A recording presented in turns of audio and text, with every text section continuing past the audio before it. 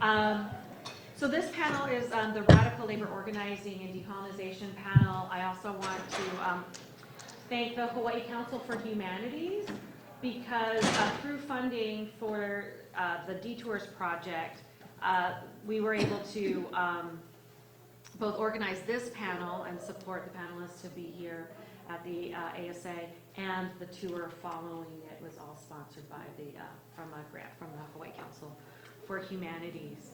What I thought I would do, just as a way to open up the discussion, it's a round table, and so folks will have a few minutes to talk about their work, and we'll have an open discussion about the relationship between labor organizing and decolonization and how those two come together. I thought I'd start by reading the abstract that we submitted for this panel, and in it does an introduction of all of our panelists, and then we'll just sort of start our discussion. That sounds good. So my name is Hokulani Aika, and I'm the chair for this panel. So here is just the reading. So for tourists, Waikiki is an iconic place of sun, sand, and hotels. They're greeted with a Hawaiian paradise by the manicured gardens and paved streets leading to the hotels, boutiques, and restaurants of Kalakaua Avenue, the main thoroughfare between two natural markers. Leahi, or Diamond Head, stands grandly at the eastern part of the southern coastline, and Kalia, Fort DeRusi, a western coastal corner that bends into Ala Moana. Diamond Head and Fort DeRusi symbolize the twin forces of tourism and militarism that keep both Waikiki and the state of Hawaii's economy moving forward. But what keeps tourism and militarism going are the armies of laborers that maintain the sheen of paradise. This roundtable discussion brings together community activists and organizers to share strategies to how to confront the twin forces of tourism and militarism, and the kinds of alternative narratives that are being introduced that do more than disrupt racialized labor practices. The panelists offer examples of how their work both critique labor practices and create new alliances with the goal of creating a more just future for all. Ellen Ray Kachola and Terry Keko'olani, who isn't able to make it this morning but will be on the tour with us at noon, reflect on the first day of the recent Marriott labor strike, One Job is Enough campaign, and how they were invited to introduce protesters to Waikiki's indigenous, military, settler, colonial, immigrant, and worker history. After their introduction, they joined the line. Lisa Grandinetti, who will be joining us soon, she's running a little late, was a community organizer as a student at the University of Hawaii at Manoa, as an undergraduate and an ethnic studies major. She worked in the IKEA movement, and now she is organizing workers at the airport. Paula Rodelas works with Unite Here, Local 5, and offers an insider's... There she is! That's your name, you walked in. Just missed your introduction. Thank you. You're okay. I literally just introduced you. And Lisa. Okay. Paula works at Unite Here, Local 5, offers an insider's perspective on the labor practices in the hospitality industry and the tactics and strategies they use to insist that one job should be enough.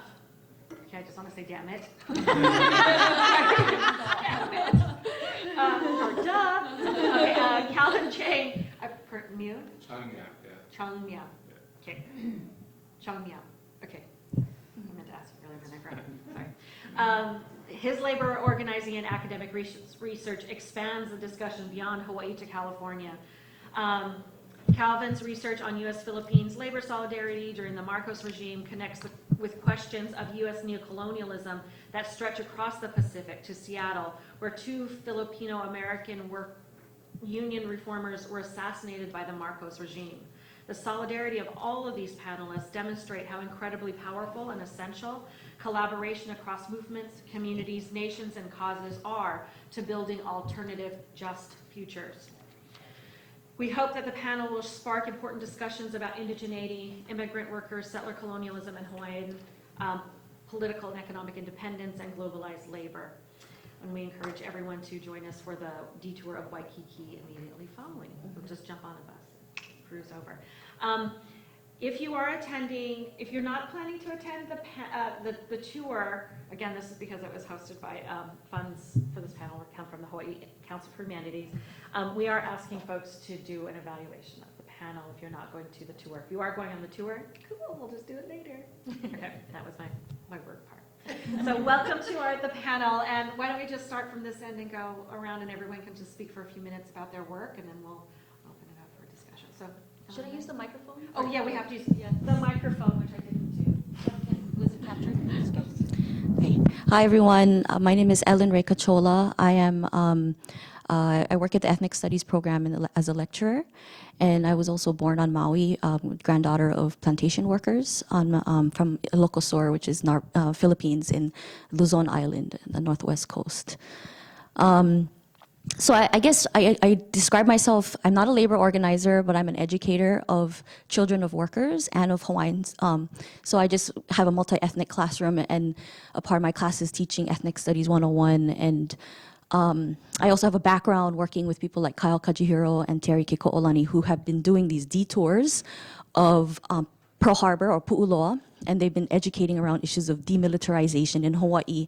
So I consider myself a mentee of their training and thought processes, but I felt like I had to figure out a way to talk to Filipinos about militarization in Hawaii, and I felt that a part of it is our positionality in Hawaii has largely been about labor.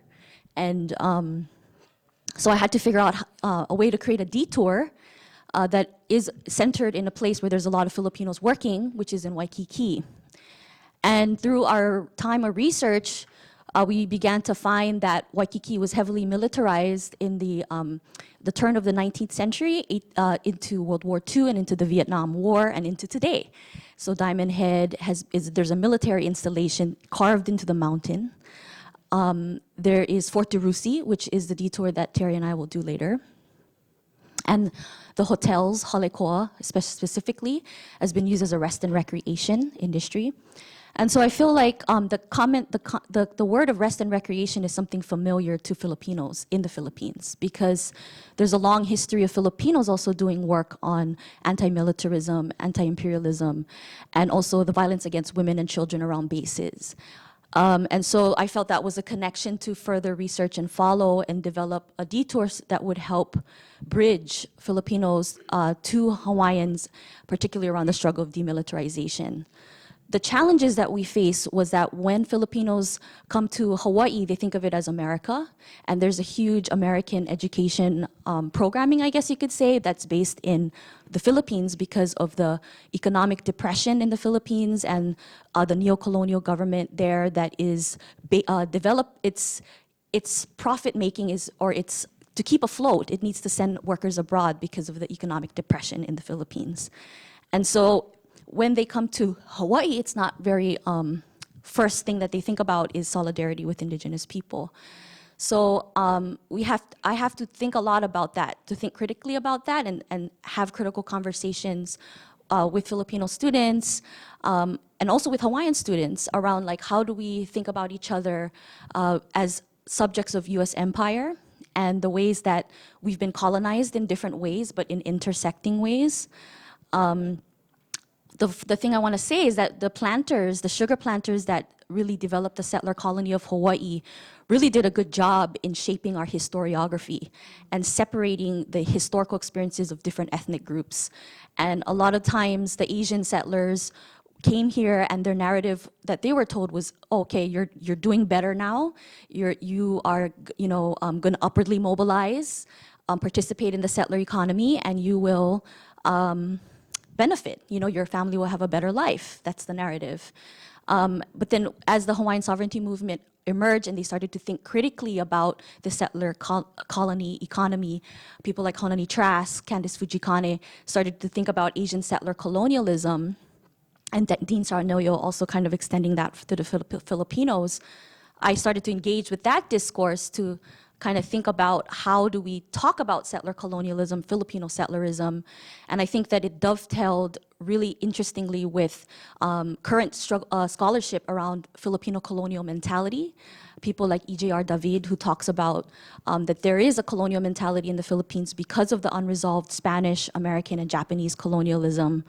as well as here in Hawaii, Filipinos are the second largest ethnic group in the schools, but we are considered an invisible majority, that there's no education around what Filipino people are. There's hardly anything, and if it is touched about, it's very brief. And then we also talk about Japanese, and then Chinese, and then Hawaiians, and it gets all blurred into like, okay, so what are we? We don't know. So it's this constant, I think, educational obscuration of the histories of Filipinos, our relationship to Hawaii, but also this US empire that spread.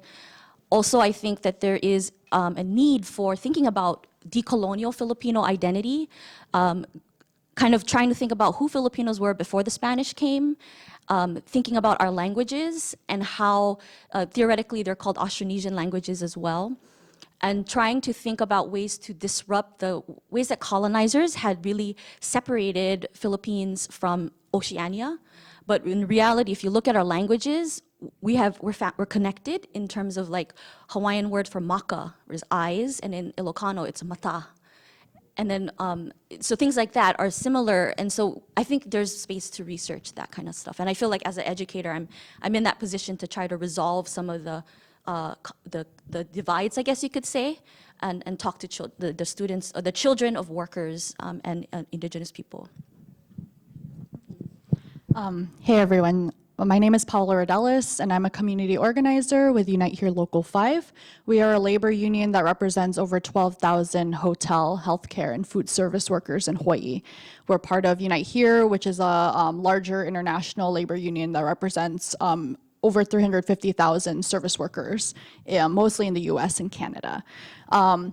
I want to just kind of piggyback off of what Ellen was sharing, that my family and myself had immigrated from the Philippines because my parents couldn't find good work back at home. My parents were in their early 20s and had just had me, and now had to figure out how are we going to support our child. And so my dad enlisted in the US Navy, and that's how we were able to immigrate to the US. And growing up, our One Job Should Be Enough campaign was mentioned earlier. When I think of One Job Should Be Enough, I think of this. I think of the fact that despite my dad serving in the US Navy for 20 years and having, those great military benefits we constantly hear about, my dad still had to deliver pizzas part-time for Domino's. And my mom always worked 2 to 3 jobs. She still continues to do that to this day, working as a cashier at 7-Elevens, gas stations. She's at 99 Ranch right now. And then on top of that, every weekend, every Saturday and Sunday, my parents still do this. At 4 a.m., they wake up to go to garage sales and swap meets to find used things to buy and then resell. Back when I was a kid, they would put it on eBay and Craigslist. Now they go on OfferUp and some of these like other apps that are out there now. So yeah, my parents were working constantly, like 2 to 3 jobs on top of all of these other side hustles. And so obviously that meant, I didn't get to really see them very much growing up. But what was really hard for me was seeing that despite how hard my parents worked and how many jobs they worked, we were still living paycheck to paycheck. When I was in 9th grade, the 4th Harry Potter book came out. And I was super excited because I read the first 3 in the library, and now this 4th book came out, and I was like, I need to read this right away. I can't have any of my friends spoiling the ending for me. And so I begged my mom. I said, hey, I want to buy this book. We got to buy it right now. And my mom said, okay. So she took me to Kmart. We found the book. We got to the cash register, bought it. And then my mom immediately looked at the receipt. It was like a $30 book or something at the time. And she said, you're going to have to read this. We can't afford this. You're going to have to read this in 3 days so we could return it and meet the return policy. And I did it. I mean, I was like 14-year-old me, pulled 2 all-nighters to be able to try to finish this Harry Potter book just because I wanted to know the ending so badly.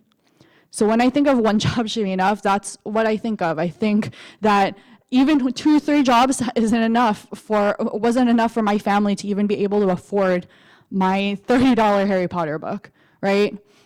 So that was kind of what it was like for me growing up. I ended up going to UC San Diego and became an ethnic studies major.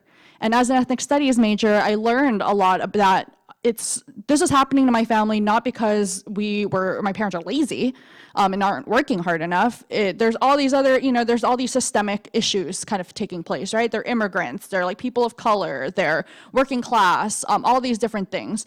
And so I learned a lot about decolonization, and I learned about all these different isms. And while it was very, very exciting to me, at the same time, I still felt just as powerless, if not more powerless, because now I was learning about all these systems, but now I was also wondering, what do I do about it? My parents are still getting foreclosed on their home. And then when I graduated, I had the unfortunate instance of of graduating in 2010. I actually got into UH Manoa's American Studies PhD program, but that was the same year my parents got their house foreclosed, and UH Manoa didn't offer any financial aid to me, so I had to turn the program down. And so now here I was finding myself in the workforce dealing with the exact same thing my parents were dealing with. I now also found myself working 2 to 3 minimum wage jobs, really, really struggling to find a paycheck, struggling living paycheck to paycheck. It wasn't until I got a job at a union and I started learning what unions are, where one, I actually was able to have a good paying job with good benefits to help me take care of myself. But two, it really taught me what organizing is and the power of organizing, the power of being able to amass hundreds, thousands of working families together to be able to fight for things that we really care about, like cost of living, like affordable housing, like having good wages and safe workplaces. So just to kind of quickly talk about just some of the work I'm doing. So I'm a community organizer for the union, and Lisa can talk a lot about just the work that she does as a organizer for in our workplaces. Essentially what I'm hoping to do as a community organizer is the same kind of model that we have in trying to organize workers by identifying leaders in the workplaces who then lead their coworkers. I think the exact same thing can be done in our high schools, on our college campuses, in our neighborhoods. And so the kind of big things I'm working on, actually currently working on and will be definitely working on in 2020 is we're doing a really big high school youth organizing campaign where I've been doing classroom presentations and really trying to identify students who are going to be leaders who will want to do big campaigns around some of these issues like affordable housing. New development's a really big issue. Even going back to just kind of the discussion on Waikiki, a lot of people don't realize that Waikiki is Waikiki. That's kind of the hub of tourism here, but it's actually starting to extend into this neighborhood now, Ala Moana. A lot of the new development that's happening right on Kapiolani, really close to here, walking distance from here, it's all luxury condos, but they're also part hotel.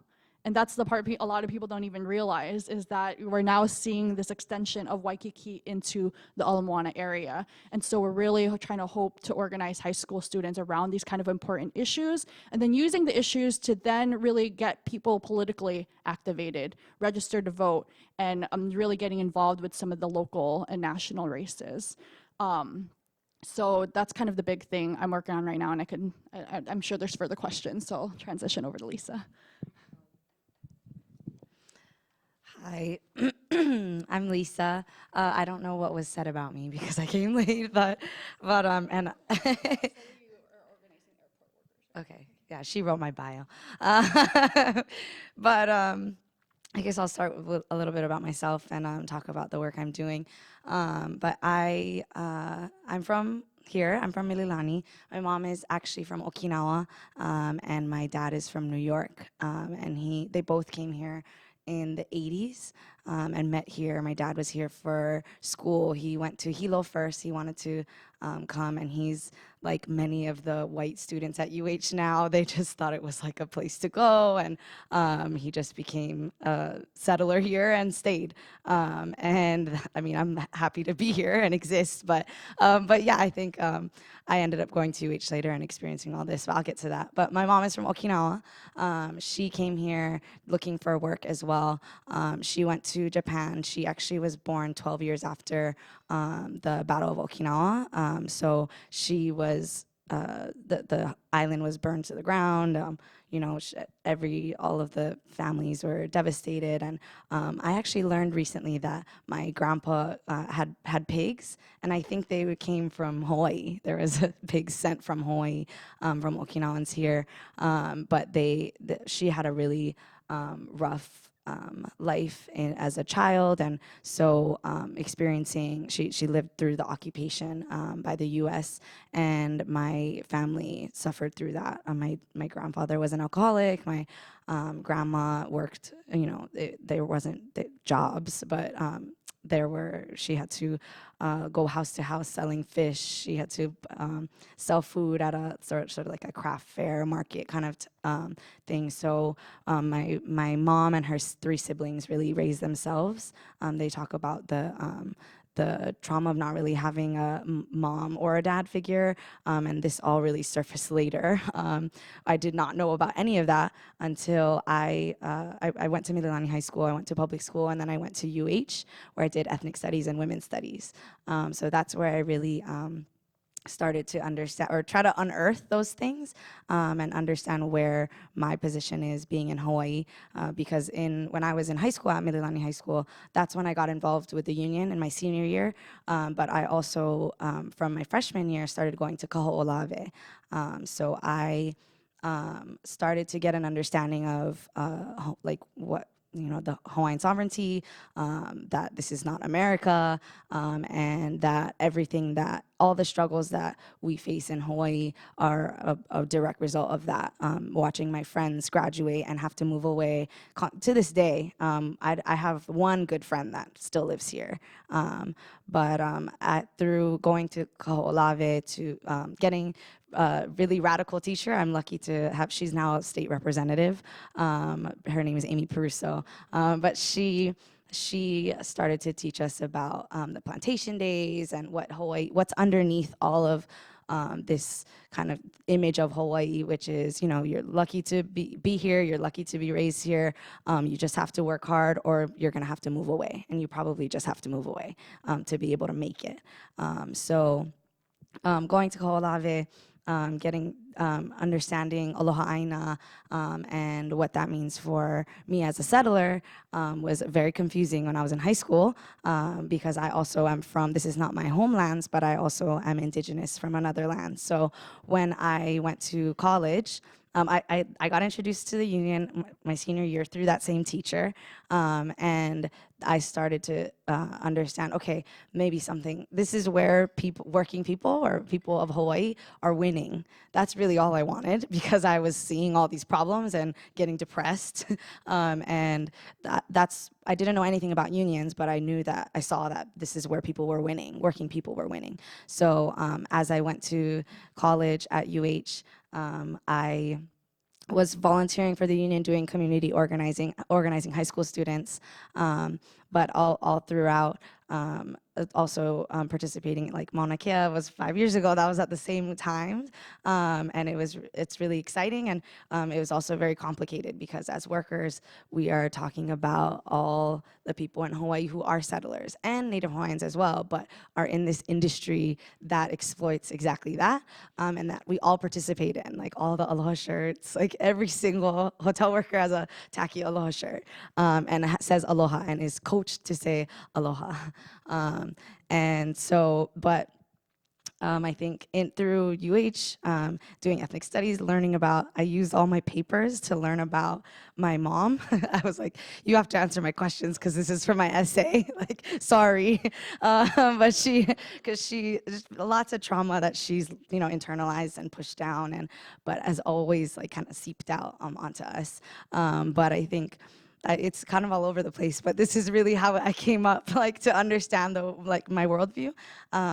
But I think doing that's more genealogical work, and figuring out what it is to be an indigenous person, but not in my homelands, and in this place where all of these things do intersect as well, for every single person that's here, and I think, really helps my organizing, or really caused me to organize and drives my organizing, because all of us have those identities, and those intersections really are what will or what enabled us to organize, because like the mass, all of us in Hawaii, even if you have some level of privilege, which I do, my parents were able to buy their house when I was 3, and I grew up in that same house. They still live there, and I went to the same schools. Like I come from privilege as well. Mililani is one of the best public schools in Hawaii.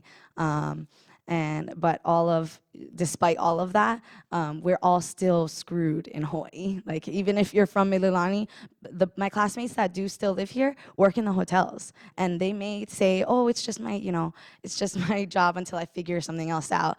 But if they stay, I think they'll just stay in the hotels because they're good jobs, because we made them good jobs. So I think, and connecting that to, it's still like not clear to me, but I think connecting that to indigeneity as well, like, is important, because we have to figure out a way to make Hawaii not just dependent on tourism, but I think the workers within tourism are who are gonna change that. Like workers have to decide themselves, no, we want something new, right? And that has to be able to even have a future for ourselves as a young person, like literally in the world, like existing in a couple decades. We need to go back to, right, or not go back, but go forward to, the things that are grounded in aloha aina and indigenous practices. So it means confronting as workers some difficult questions of how are we gonna get there, because we need to. So just really, that's kind of an explanation of myself, but really quickly, the work that I'm doing now is actually at the airport. So we have, HMS Host is the company that is the subcontractor for all the food concessions inside. And there's a couple outside of security, but they're a subcontractor to the state. The state owns the airport, but they don't give a shit about the workers.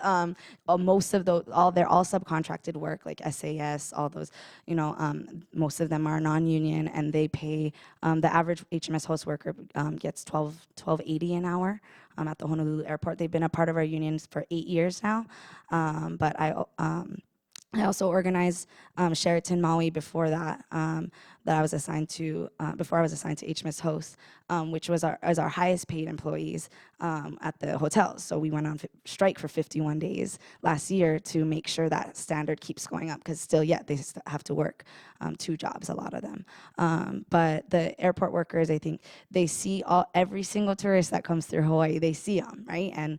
And they are getting paid so little by the subcontractor, it's a multinational corporation. It's I think it's they make billions in profit, but I think the way that we're leading up to take a strike vote actually next week, next Thursday, and we have built up since I've been assigned there since January, so we have been organizing, but the way that we do it, and people always, how did you guys go out on strike for 51 days? We had less than 1% of scabs, which people who crossed the line, out of 2,700 workers, so yeah, it was about 20. But we spent a year before that identifying leaders, people who people respect in the workplace already, and lead people, have not a form of leadership of a title, right? Or but people just gravitate towards, and we identify them and we recruit them to understand the program of the union, which is not just winning a contract or getting a raise, but building power for working people. So even after that we won, we're pushing our leaders, no, the fight isn't over. Did you quit your second job, right? Did we defeat Trump? Did we make it so that your kids don't have to move away? No. So that's really the driving factor of our organizing, is building power for working people. So bringing it to the airport, one job should be enough means even more, because they get paid not $26 an hour, but 12, some 11. But that's what we've done over the past year, is identify leaders, recruit them, train them, and push them to push their coworkers to fight, because it was a challenge. A lot of them work 2 to 3 jobs, even more than the hotels. So catching them at work, or we can't go inside the airport either. We don't have access. Our other hotels or other properties we do, but catching them at their house is hard because they're never home, right? And trying to get an hour with them to really talk about what their lives are like right now, what they want to be, what I want for myself, what we want as a community and as workers, is really hard. But yeah, we went from like 8 leaders to cover 530 workers to 45 leaders to cover like 80% or 70 something percent of them. That's how we're able to push people to take a strike vote and eventually go on strike. So yeah, I think look forward to that. If you're traveling, watch out. But no, but yeah, those workers are, we're gonna shut it down. No, but that's our hope, because we really have to, like Ellen was saying, disrupting those, right, that the thinking and like the ways that we're understanding things, but we have to really disrupt like our everyday too, right? And so that's how we were able to win last year, and that's how we're gonna win hopefully this year. We'll see how long it drags out, but we're taking our strike vote next Thursday. So thanks. Look forward to that. All right, I'm Calvin Cheng Miao, and I want to thank Hokolani for inviting me to be part of this amazing roundtable, and also want to acknowledge that we're on Native Hawaiian land. So I'm doing kind of a weird hybrid presentation. I'm going to talk a tiny bit about one of my research projects, but I'm actually going to try to trace the inspiration for that research project to my experiences in the labor movement with Unite Here in Silicon Valley, and in the anti-war movement. So we'll see if this works. On the afternoon of June 1st, 1981, Jimmy Ramil and Pompeo Ben Galoy stepped through the doors of the Seattle Cannery Workers Union office, where they found Silmi Domingo and Jean Viernes at work. Domingo, the union secretary-treasurer, and Viernes, the jobs dispatcher, would have recognized the two men as members of Seattle's Tulisan gang, and perhaps assumed they were upset over the union's refusal to dispatch Tulisan members to the Alaskan canneries, where the gang ran a lucrative gambling operation. Domingo and Viernes sought to end corruption within the union. They had just been elected the past October, along with several other union reformers, in order to return the union to its militant roots. Constantine Tony Baruso, who was an opponent of the reformers, had held on to his office as union president. On June 1st, he was out of the office, but his gun was there. Using the .45 caliber that Baruso had given them, Ramil and Galoy shot Viernes, killing him. They shot Domingo as well, but he managed to stumble out of the office and into an alley. There he was able to tell a passing fireman the names of the gunmen, before succumbing to his wounds later at the local hospital. Those names turned out to be the first clues linking Seattle to Manila.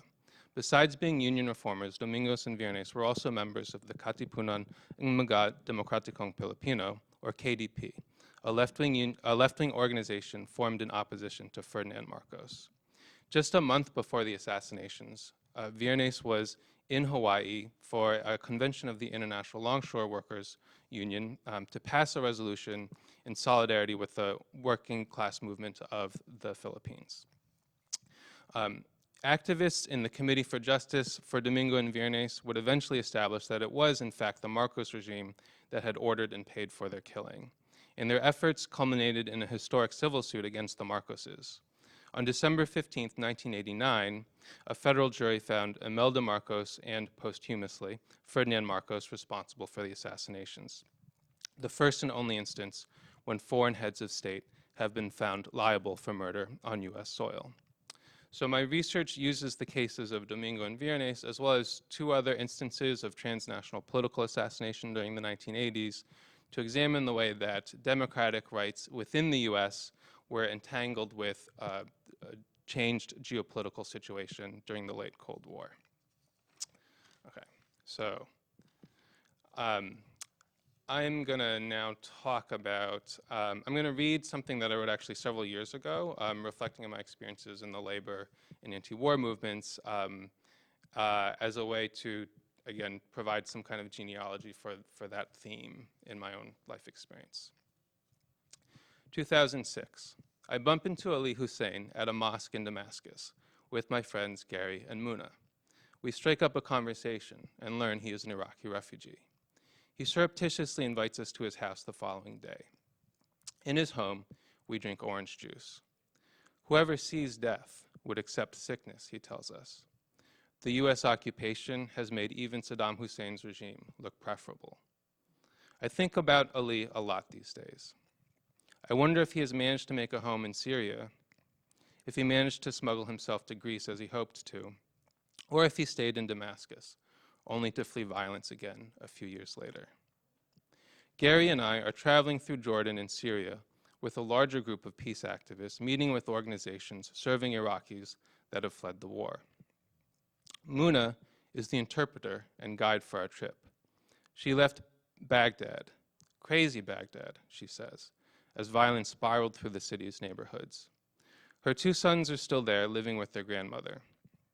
After the trip, Muna will pack up and move to Lebanon, where she thinks it will be easier to make a living.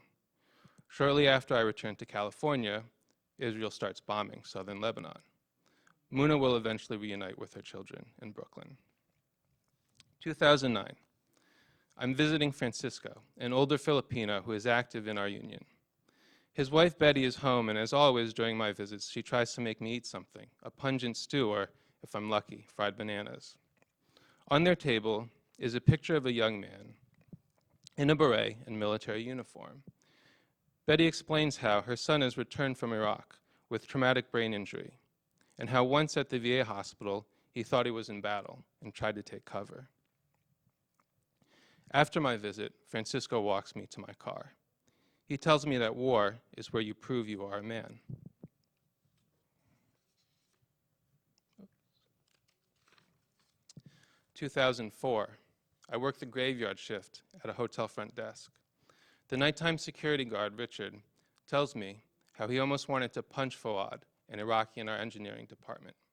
It's the day after the residents of Fallujah dragged the bodies of 4 military contractors through the streets and hung them over the Euphrates. I'm too scared to say anything. 2003, the war has just started. I'm in the living room of my housing co-op at college, watching it on a TV screen. The next day, dozens of activists from our school go to San Francisco to take over the streets.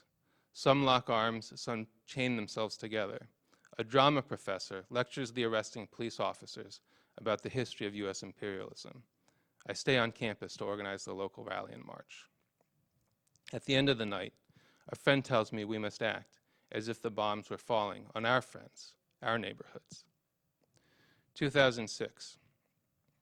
In Amman, Jordan, we meet Haj Ali, who works in an anti-torture NGO. He says he's the man in the picture. That picture, the one with the black hood, arms stretched outwards, body balanced atop a box, electrical wires springing out from the body. I can't decide if it matters whether or not it's true. 2008, the 5th anniversary of the war. Anna, a leader of our union, speaks at an anti-war rally. Her son is deployed in Iraq, and she stays up each night wondering if she'll get the call. She's already lost her husband shortly after they immigrated from El Salvador. The previous week, I visited her at her home to ask her to speak at this rally.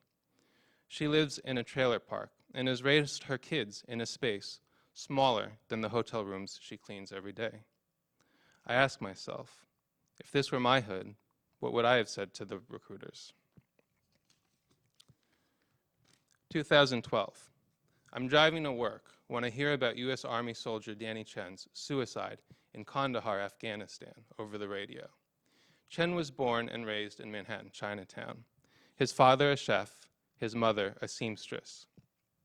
Every Asian American knows exactly what he went through in the military, the taunts, the bullying, the bottled up desperation.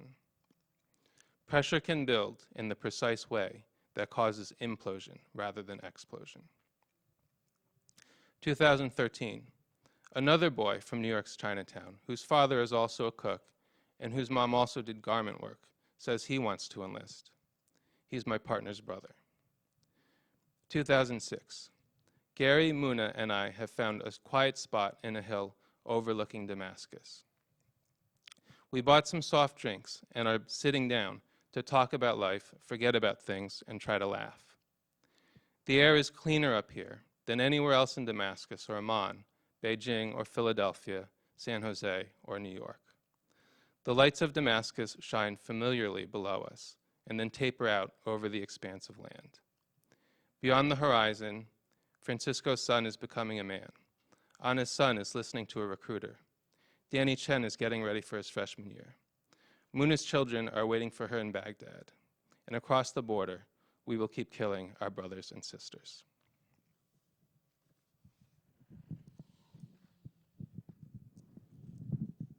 Thank you. That was really powerful. I think it speaks to the way that we really do need to be thinking about labor, deoccupation, militarism collectively, right? As part of projects that dehumanize us all.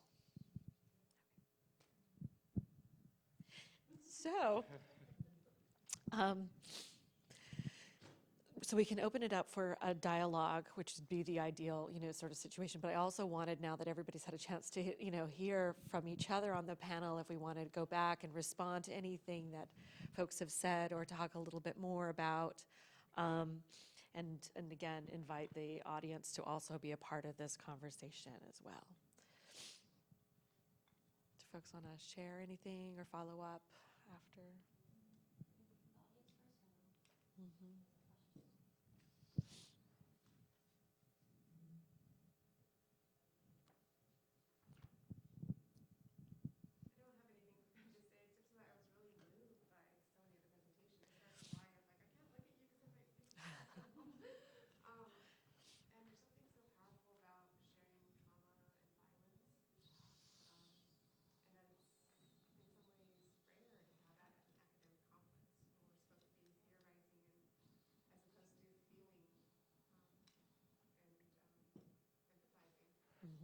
Mm-hmm. Exactly, right. Well, actually, that was a question that I had. That was it was one of the themes that maybe we can talk a little bit more about, is how the telling of stories and position your stories, contribute to or are like a pedagogy for organizing. I mean, I think it's a tool I use in the classroom, right?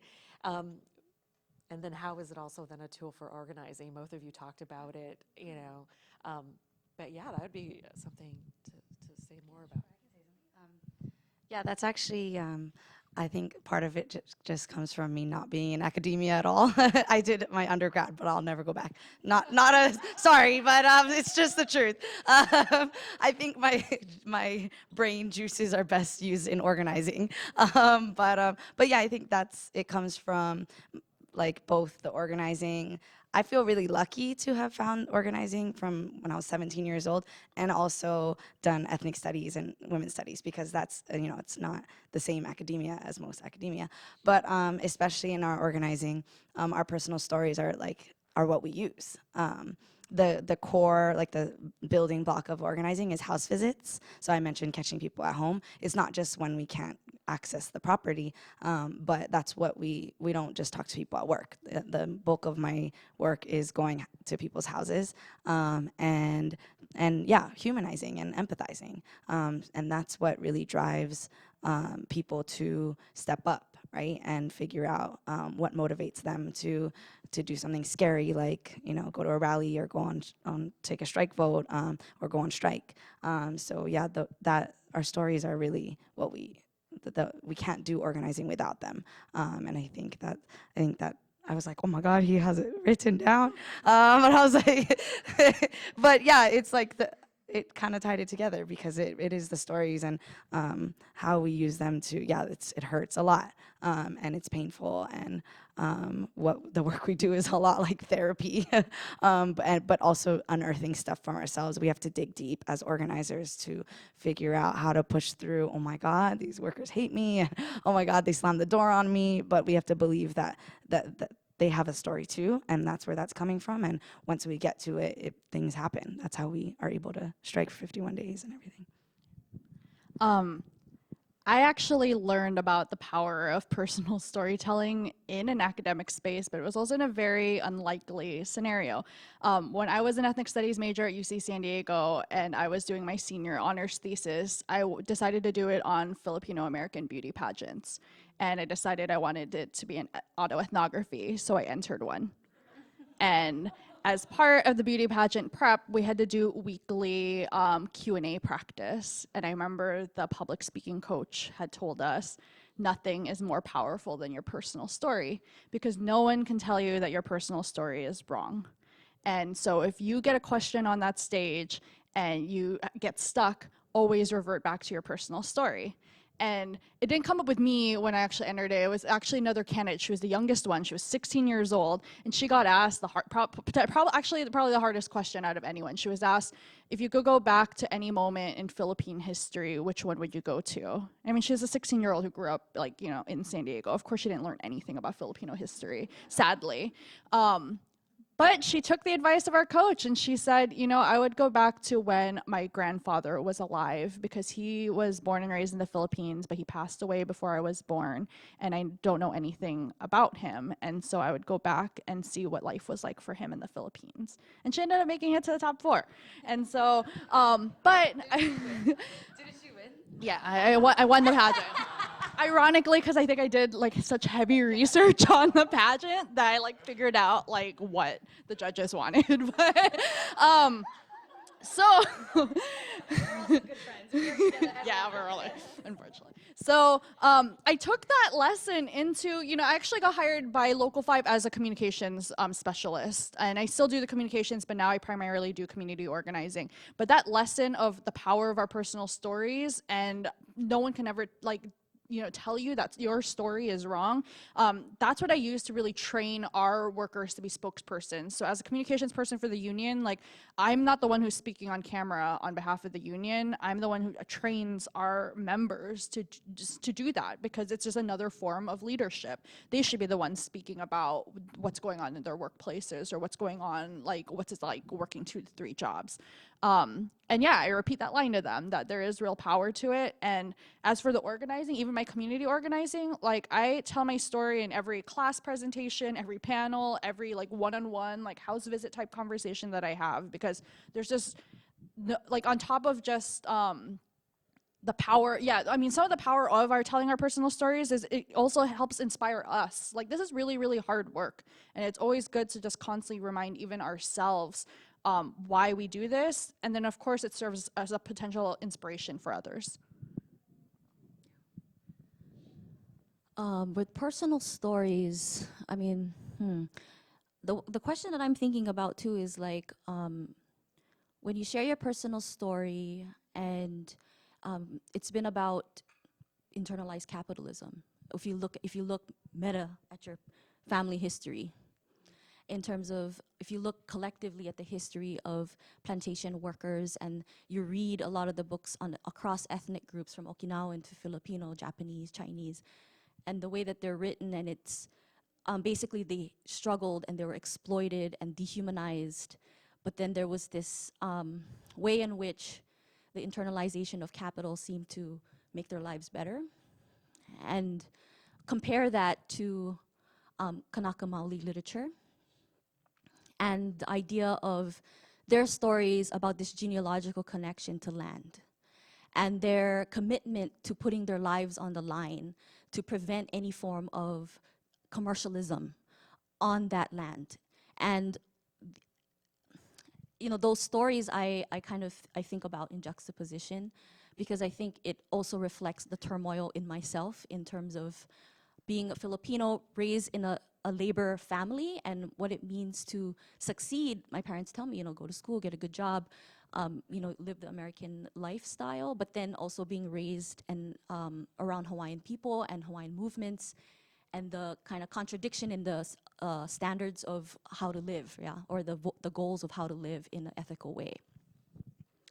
So I guess like I want to ask maybe my colleagues here about how do we talk about the hard questions in our specific groups, like if we identify as Filipino workers, or Okinawan workers, or Asian plantation workers, or hotel workers, but also having a Kanaka workers, and you know, and or even people that are not in labor but they're like on Mauna Kea, or they're like staunch iwi kupuna or ancestral remains advocates, you know, and resisting development. But knowing that our communities, is if you're, I'm Filipino, so I'm gonna speak as a Filipino, and wanting a job, because we need the job, we need to come to Hawaii to work, because we have family that don't have money, and they're up to us to get that money to send it back in order to keep our family alive. And so that's the hard question that I struggle with, because I'm trying to find a way to talk about this stuff without seeming one-sided or like, oh, you don't really know what your community is going through, and I'm feeling like traitorish, I guess, and at the same time, if I speak to Kanaka, there's like, well, you guys lost your values or whatever. And so I just want to ask, how do we talk about this?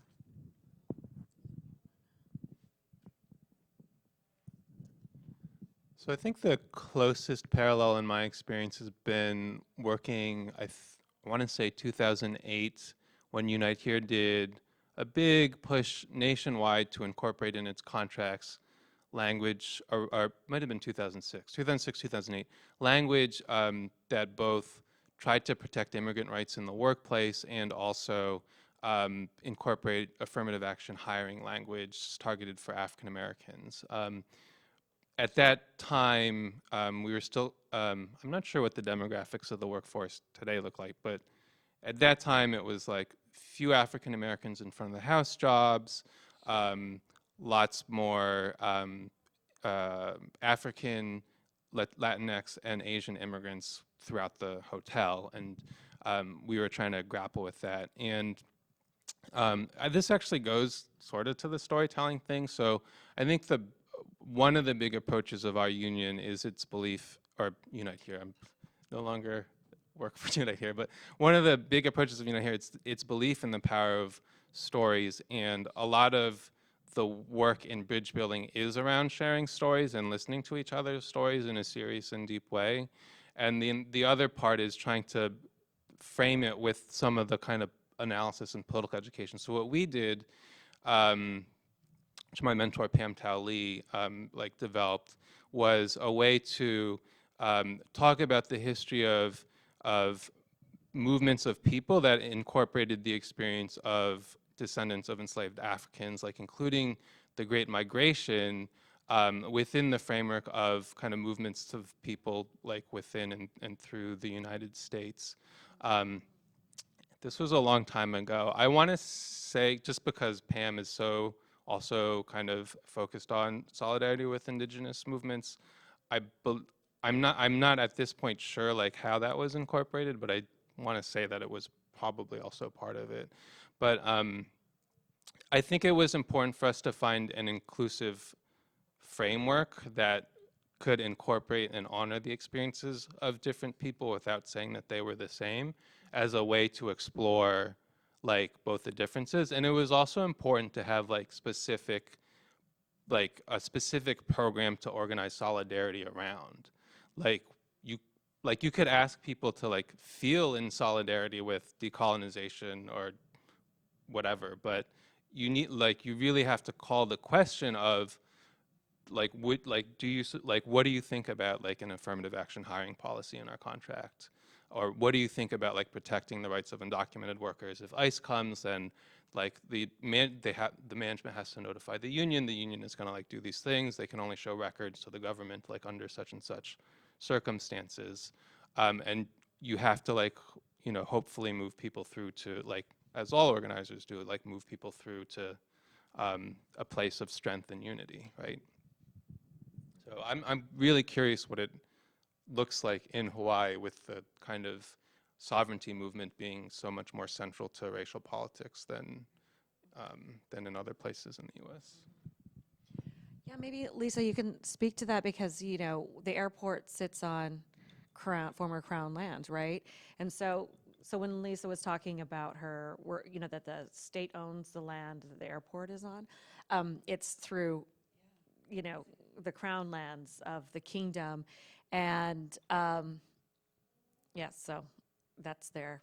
So anyway, okay, so right, the colonial history, the colonial legacy is ever present in all of these kinds of things. And so how do you talk about that in just this way? Like how do you make those connections between, their jobs literal being on the, colonial, about seizure and also salaries and work and all of that. I think that's a good point, that there has to be an issue to organize around and push people on, because like we have our immigration or what is it? No, we have our language in our contract that we won. We already had language from, I think, that time where it was from the International Union, but we just updated it to include like a paid holiday for your swearing in. I don't know if Paula can talk about the details. She does our citizenship workshops too for our union, but those issues are what we're like, it's on the table. It's like actually on the table, and then we have to get 2,700 workers to understand, okay, so like, are we gonna support our immigrant, brothers and sisters in our union, because you won't benefit from that either, right? Like having that language and pushing the company to pay for another holiday that you won't get because you're already a citizen, obviously that's a privilege, but is conversations we had to have, because people were like, well, why don't I get a holiday too then? You already have 9, which we won in our contracts by fighting, but you can't just say that. It's okay, so what does this mean for us, right? Who are you? And most people in Hawaii come from immigrants, right?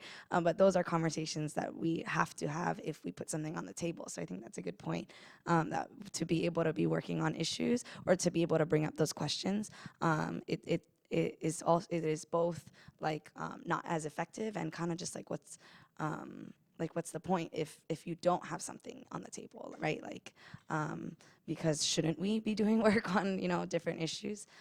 But yeah, any other? Yeah, just again echoing, I agree that I think there absolutely needs to be like an issue and campaign that we can organize people toward. Oh God, I could go on. I have so many different examples. There's just issues that, yeah, it's just not very, very clear cut, like what side our worker is going to go on. And everything from like LGBTQ issues to immigration to indigenous rights. We found like, our members are just all over the lot because, we represent 12,000 people with very, very diverse views and very diverse backgrounds. How do we bring our members along so that they see that all of these issues are like working people's issues? But I'll take the immigration one as an example just because, this is the work that I do, and it's been brought up.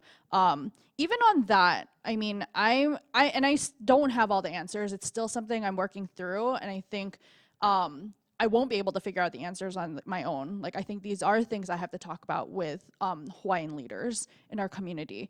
But that dynamic of encouraging people to become U.S. citizens while we're sitting on illegally occupied land, and people doing their oath swearings while waving these little American flags and swearing allegiance to the United States government, it's hard. But then there's also just the reality that immigrants are going to be so much more protected, or they're going to have so many more benefits if they become U.S. citizens, right? And can vote, which is a big reason why we do these citizenship workshops, is because we need people to vote, and a large number of Unite Here members, or just people in Hawaii in general. Like, there's 55,000 people in Hawaii who are eligible to become U.S. citizens but haven't yet become U.S. citizens. So that's 55,000 potential new voters, right? And we need that to build power. But it is like, it's, again, I don't have all the answers, and it's still, but again, I think it's gonna finding those answers or those pathways is gonna involve just working with Hawaiian leaders in the Hawaiian community. Yeah, I think this is interesting to think about, because also if we organize around the idea of Hawaiian independence, and what does that mean in terms of, again, because people are being taught to align to America for economic reasons, but then, if Hawaiian independence would be the goal, how might we demystify, I guess, the idea of American power, and by recovering some of the historical memories of a lot of these immigrant Asians that have a history of imperial violence in their homes, and especially for Filipinos, because I also helped found the Hawaii Coalition for Human Rights in the Philippines this year, and we brought a labor leader named Ed Cubello to Hawaii to talk about the current situation of Philippine labor. And basically, the short story is that The major salaries or high salaries are military or police. And then there is this gradient of wages where the Manila, North Philippines gets maybe like the highest minimum wage, and then the levels of wage goes down as you go further south. And just the ways that union organizers are being assassinated in terms of the extrajudicial killings. And so he came to Hawaii as part of a US tour. He went to Minnesota and other parts of the US to meet with trade unions and to see how we could help them. But and also because the US is sending military funds to the Philippine government to fund the militaries and the soldiers and the killings, right? So I was like, okay, this information, you know, dovetails with Hawaiian struggles for demilitarization, and it's all part of little examples of the empire that we're talking about. But like, how would that be received by Filipino workers here? And could that demystify this idea of American alignment? Or, I mean, I understand that becoming a citizen is a tactical thing, right? It's tactical. But if we do have conversations with Kanaka leaders and talking about Hawaiian independence, and Kanaka leaders are able to understand that that is a tactical thing, but we want to also reach out to, you know, work together to decolonize our countries that are suffering under US empire in these different ways, you know, can there be a possibility for future education and planning and different programs that might emerge? Yeah, actually, one of the ideas I've been like, this is all still in my head right now, but maybe it's something we could talk through after. We do these citizenship workshops where it's like, we're doing them 4 times a year now, where we help like, 50 or so people in each workshop through the entire process. And the workshops are great. Like by the end of it, most people have filled out the entire application, and yeah, now they're on their way to like becoming new citizens. But there is something that has bothered me a little bit about that model, and it's just like one, it is a good service to provide to people, but it's not organizing. And eventually we'll talk to them about registering to vote, but you know, we end up like waiting until after they become citizens. I've been thinking about a new model of how about instead of like just doing like a one-stop shop type workshop, or in between the workshops, we instead do more of like an academy style like series of classes where maybe like 30% of the content will be about the naturalization process itself and helping people through that. But the other 70% is like, what does it mean to be an actual like active like participant in this society? And it could be an opportunity to educate people on, you know, the Hawaiian sovereignty movement, like the history of Hawaii, and what is your role as, you know, essentially like a settler and an immigrant here? So that's something I'm kind of thinking through as a potential to be able to talk to immigrant workers more about this stuff. So.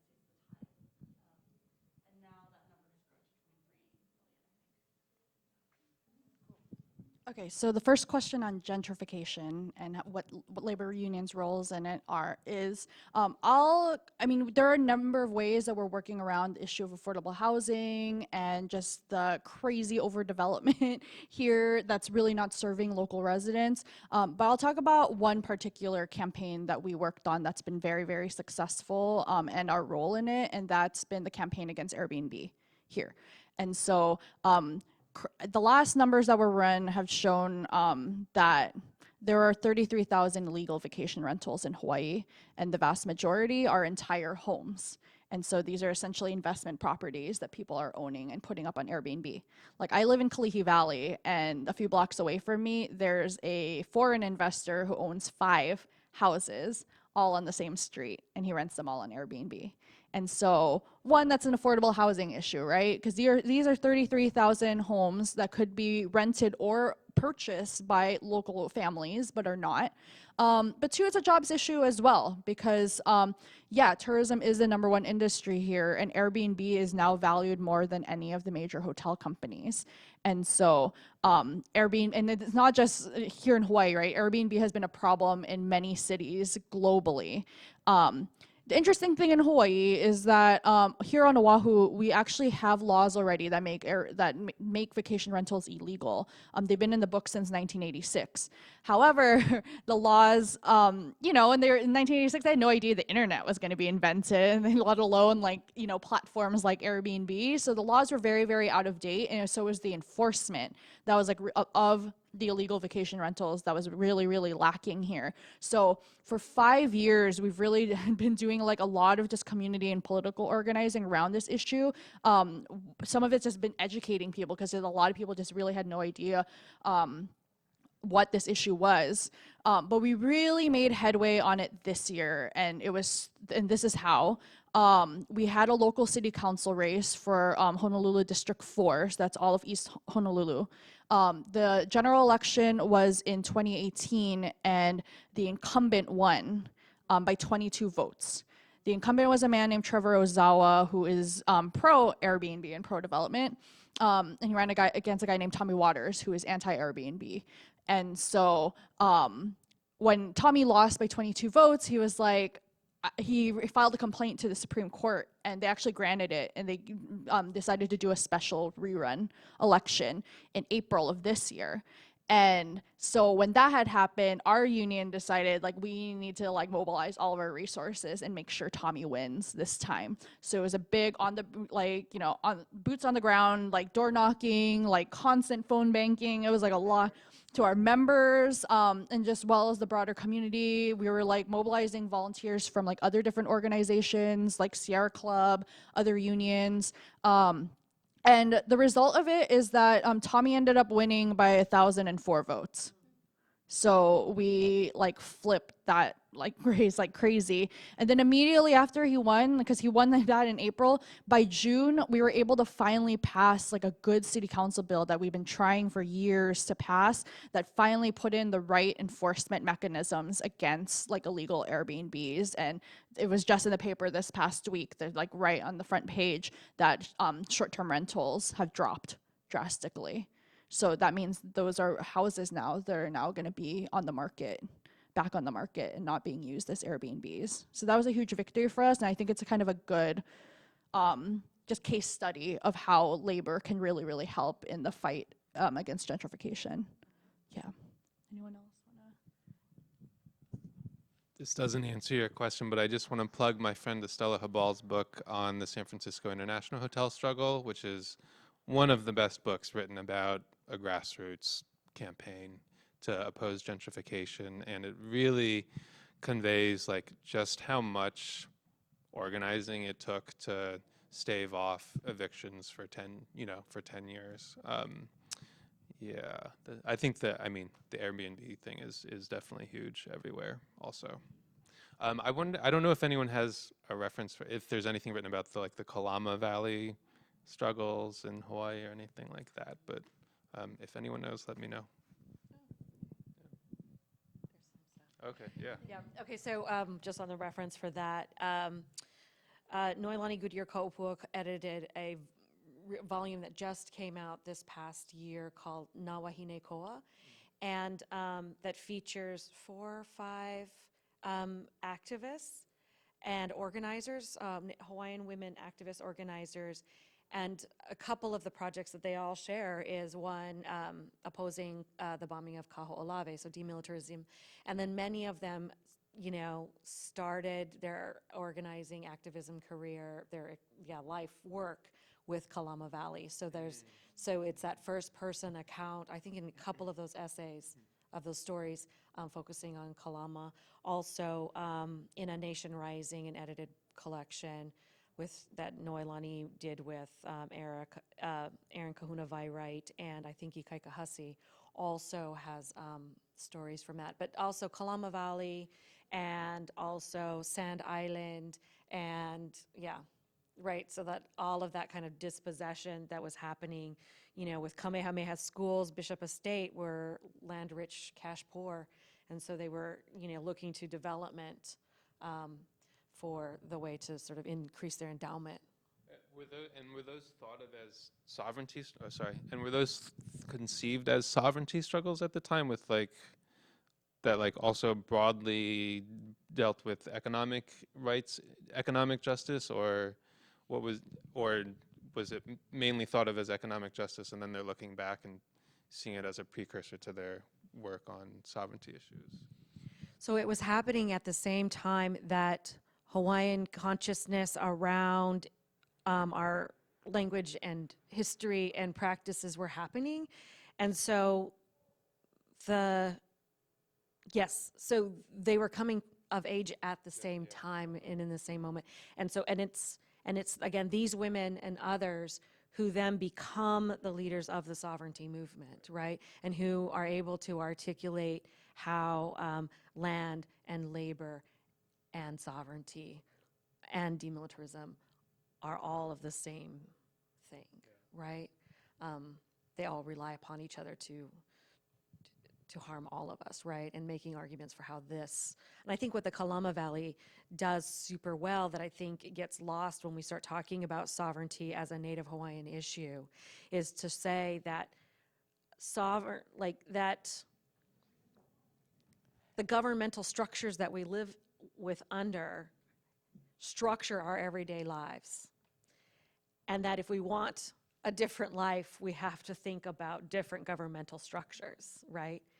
And even with independence, what kind of sovereign Hawaii governmental structure, governance structure do we want in place, right? If we're just going to replicate, I mean, I think, who talked about this? I think Noelani talked about this on Thursday with her presentation at the opening plenary, right?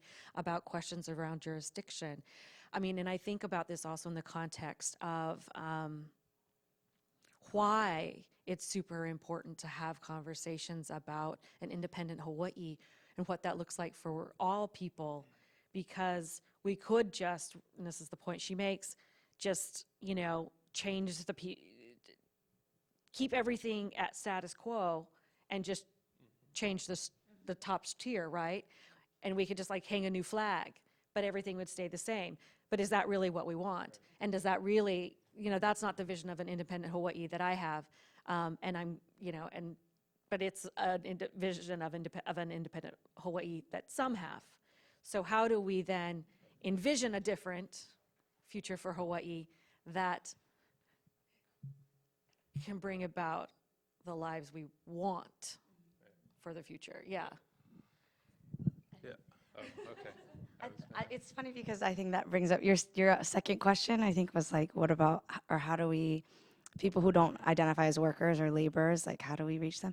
I think actually, I interviewed for an undergrad essay or service learning or something, our secretary treasurer Eric Gill, who came up in the 70s during those movements, and then Auntie Davy about Kaho'olawe and trying to tie the two together.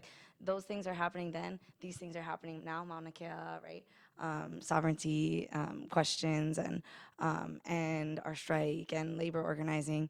But I think the thing that about what's our ideal future, and what do we want Hawaii to look like does tie into, like, the governance structure ties into it. We have to confront capitalism and our role. We're all workers, even if you're a teacher or a professor, right? You have a union, even if you have a business or whatever. No matter what you're doing, you're a worker, and that, I think, ties people together and is not like the missing piece, because I think people do get that, but people don't think about it as much. And not that it'll solve everything, but I think it's something that really motivated me to, like, do this work, like do organizing, because I think it is the only thing we got to connect everybody, right? If we are to, we need to fight to make Hawaii a sovereign nation again, or I mean, it still has its sovereignty. But I was just talking about this with one of my coworkers. Like, he was like, so then what is it gonna? Can somebody just be crowned? Like, and this is a haole guy who is a worker at Turtle Bay. So like, he's like, so can somebody just be crowned? I was like, and what does that mean for us? Like, and like those are actually really good questions. But like, I think workers need to understand sovereignty and what it means to create a sovereign Hawaii that is, functions not on capitalism and not, on imperialism. We need workers to get that, or else we're just talking about it. I just wanted to also add that I think that the independence of Hawaii is very much dependent on the demilitarization of the United States and also the Philippines and, the region, because if Hawaii is to be independent and everybody else is still militarized and colonized, we're still gonna come because we're still having instability and somebody else is probably gonna take over Hawaii, right? So it has to, I don't know, this is a big project, but like it has to be a coordinated project internationally. And organizing is definitely behind that. They're kicking us. They heard us.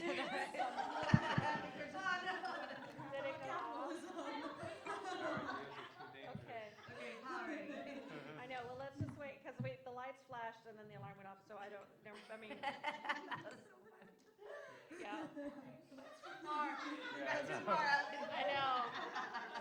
I know. I mean, I kind of like don't want to look outside right now. Okay, well, we'll see what happens. Yeah. I mean, like, I don't know if there was like a storm or something that happened, but I don't know.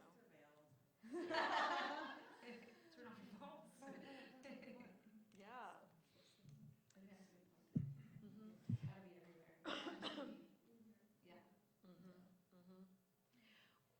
Yeah, well, that may, oh, yeah, here. Well, and I think one of the challenges too, and I think you've spoken to this already, Lisa, is that the hard part is to help people understand how everything is connected. See, there's something going on out there. I don't know. Not my problem. How things are connected, right? And to draw those connections. So we can think about, yes, okay, tomorrow Hawaii is independent, but the United States military is still headquartered here and still, operates throughout the Pacific, right? Through the Pacific Command up at Camp Smith, right? That the United States, their gunboats and things are still sitting in our harbors that could be turned to us and or out, right? Like all of that infrastructure still exists. And this is one of the things that I've learned and take lessons from continually from the organizing across the Pacific around demilitarism, and that we have to think about every solution that we come up with has to think relationally about its impact across, right?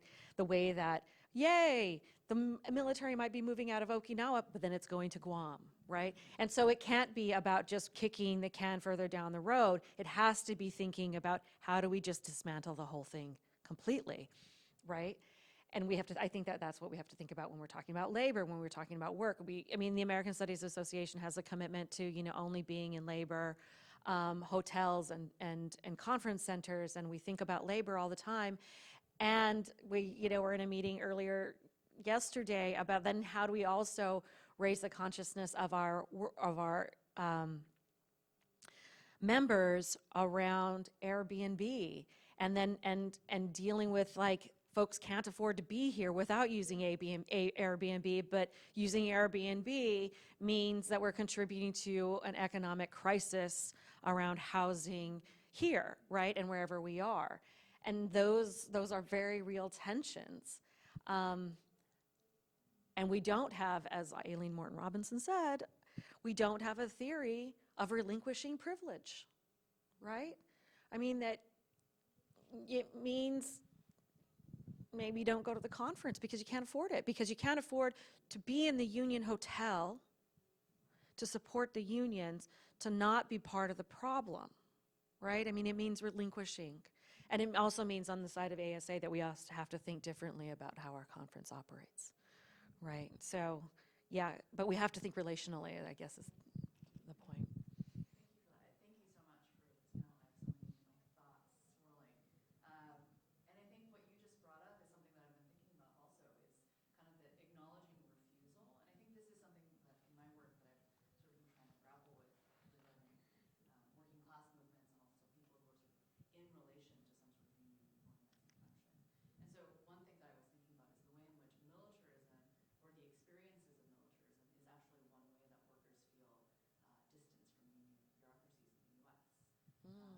So, and I think what you all says, like, I think it's so poignant, also sort of broadly beyond the Pacific as well. I live in New York, which is unceded lands, and kind of thinking about how Asian immigrants come, having been traumatized by other forms of militarism, and then being kind of confronted by a union shop steward or a union business agent in order to be organized, but then they're kind of thinking, oh my gosh, this is an agent of the state. How do I, like, this feels like, or it could be, oh my gosh, this feels like hegemonic communist China, which has other kind of implications. So I was sort of thinking, how do you acknowledge these forms of refusal by the people who are kind of, who've experienced all of these other kinds of traumas or other kinds of histories that then inform their decision to not be organized, or then are informed to sort of maybe tap into other kinds of working class movements. These are, I mean, I feel Right. like some of these questions that I've just answered or asked are non-answerable, but Yeah. yeah. You want to respond to them? Yeah, sure. We get those people. You can talk more about, because I don't know as much of the history about like Filipino unions, but people are like, oh no, unions are like, that's violent. But yeah, but I think just from the organizing side, like I don't actually know those stories from people's stories, or right, I know that history from people's stories. And I think just that's what organizing is like listening and sharing ourselves and connecting on what we want to do. Because yeah, we don't push people to do things they don't want to do. I mean, yes we do, but that aren't good for them. Yeah, they don't know that they want to do. They don't know what it is yet. And so you actually were an organizer. Yeah, okay, cool. Because I was like, what was your role? Why aren't you working anymore? No, why aren't you organizing anymore? But yeah, I think it really is just that it's deep organizing. It's not like come to this rally or you need to do this so that you don't lose your job or so that we can get $1 raise. It's no, who are you? Who am I? This is what we want to do with our lives, and let's go. Like yes, you have these traumas, like yeah, let's talk about them and figure out how we can use those things to push forward, because we're all screwed right now. So what are we gonna do moving forward, right? Yeah, as Lisa said, it does come up a lot in many different forms. The majority of our members are Filipino, and yes, the common thing we hear is that they either don't really know what unions are or they've heard that they're violent. So I think Lisa touched on just kind of the ways we kind of engage work like that. Yeah, it's not just like come to this, come to that. It's kind of deeper. I just want to add to it that a lot of what drives my organizing is just like the self-transformation and growth, and the potential for that comes with that. Like even like myself personally, I've just seen organizing has helped me not only like to organize around like really important issues like cost of living and affordable housing that I really care about, but it's also pushed me to just be a stronger person in like my family life, in my community, in my neighborhood.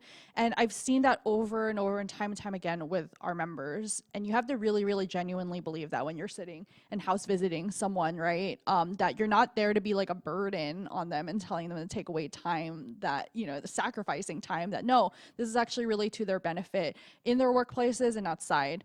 I mean, we've seen so many of our members who, as they've really grown in as organizers, be able to leave abusive husbands or be able to, be more active in different like community groups outside of the union and be like real leaders that way.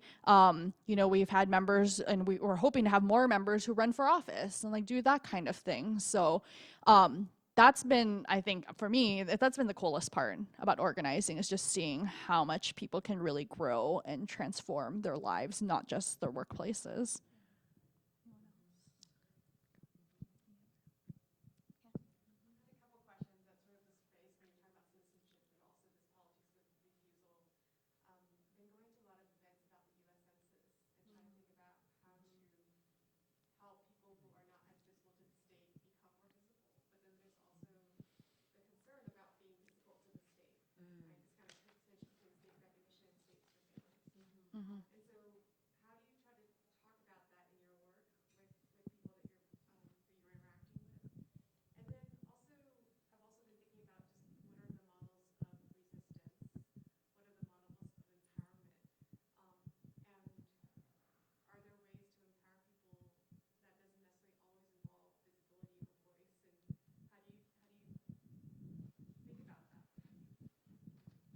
Oh, I feel like I have to think about that second question for a bit. But as for your first question, here in Hawaii, there's a few different groups that, including us, that are trying to think through the census. So we're in the very, very early stages of figuring it out. I actually just came from Detroit at the National Immigration Conference over there, where the census was like one of the biggest topics. But yeah, we know it's important. It is definitely something we'll be involved in somehow, but definitely acknowledging too that, and still trying to ask these questions of like, people being seen by the government. So we will be working on the census. It is going to be an important issue. It's going to tie in with the citizenship and immigration work, but we're still in the very early stages of figuring it out. Wow. Yeah. I just got that card in the mail for the census. Oh, what was the second question? Mhm.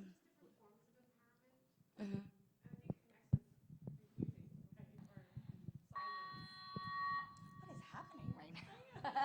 Attention, attention. The fire alarm that you just heard was a false alarm. No shit. What was that? Like 20 minutes? I'm really glad this session is being recorded.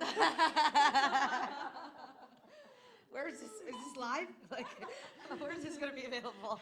The ASA YouTube channel. Okay. Should have put makeup on or something.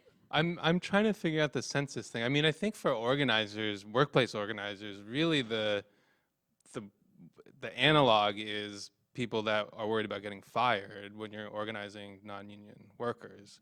And there it's like it's kind of complicated because on the one hand, if you're an identifiable leader, you will be retaliated against or bribed. On the other hand, if you are a identifiable leader, you have more legal protections than if you're not.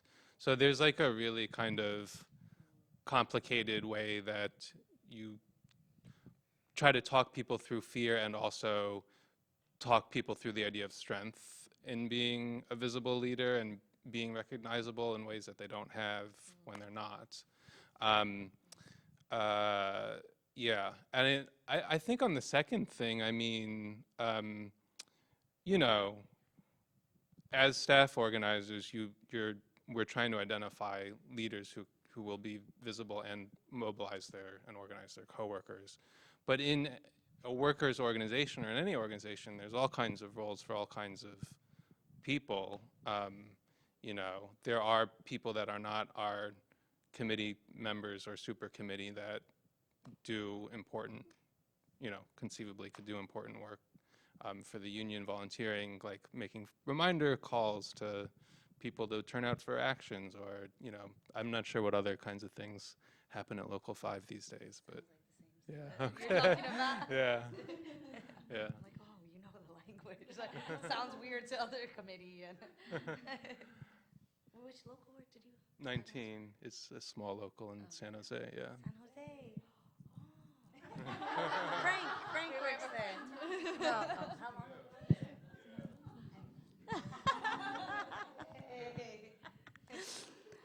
I guess I can speak to the models of empowerment that are based on refusal. And so, again, I'm thinking as a teacher. So, like when you and a lot of our students. So I have Filipino students in my class, and some of their parents work in hotels, but there's a degree of shame around it. And so I asked them about like, do they consider themselves working in the hotels? Like their parents are like, oh no, no. But in any case, I feel like I'm not going to talk about Filipinos, but Japanese is also another group that I've been thinking about this refusal of assimilation. And I'm thinking about it because the Japanese community is a very powerful, community in the state. And a lot of it also is since World War II, major Japanese senators, Daniel Inouye. In the detour that we'll go to, there's a field that's named after Robert Kuroda, who was also a 442nd hero. And I've just been researching that because I felt like, oh, how do we talk to Japanese communities about militarism, you know? And a part of the narrative of the research that I did, I found out about the Nono Boys, and the story of them being the ones that didn't sign up for the military, but when they were interned at the Executive Order 9066.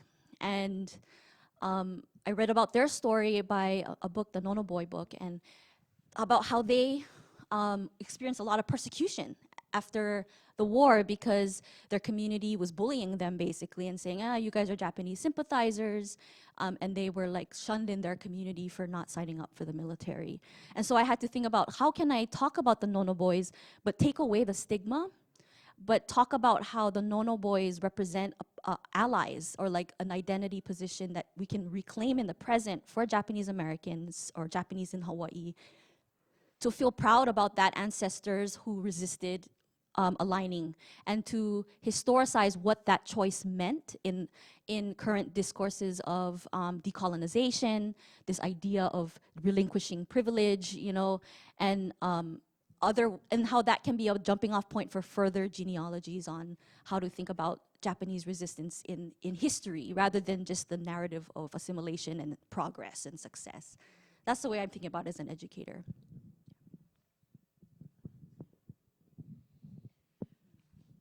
Okay. Final thoughts? Just anyone? Okay, because I was thinking that we might want to end a few minutes early, because I kind of need to make sure that we have everything ready for the bus tour, which will be, so yes. But I want to thank the panelists for coming, thanking you all for, this really a great conversation and the connections that were made.